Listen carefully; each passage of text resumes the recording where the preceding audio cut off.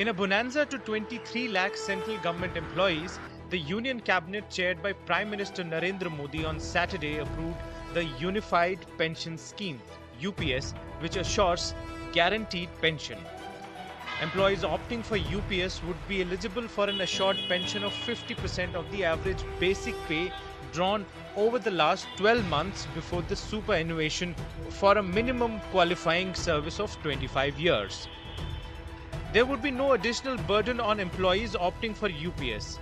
The employee's contribution would remain 10%, while the government contribution would go from 14% to 18.5%. The new scheme will be applicable from April 1 next year. वो one time option दे सकते हैं कि वो NPS में रहना चाहते हैं या यूपीएस में। मैं आपको कुछ बताऊं, यूपीएस के जो मुख्य 5 बिंदु हैं, एक तो ये कि 50% of the average basic pay drawn over the last 12 months prior to superannuation वो उनको पेंशन के रूप में दी जाएगी। मिनिमम क्वालिफाइंग सर्विस 25 साल होनी है। यदि किसी की 10 साल भी है तो उसको प्रोपोर्शनेटली उस हिसाब से पेंशन मिलेगी। बट जिसने 10 साल की है तो मिनिमम पेंशन करीब 10,000 रुपये मिलेगी। Under the old pension scheme, retired government employees received 50% of their last drawn salary as monthly pensions. The amount keeps increasing with the hike in dearness allowance rates.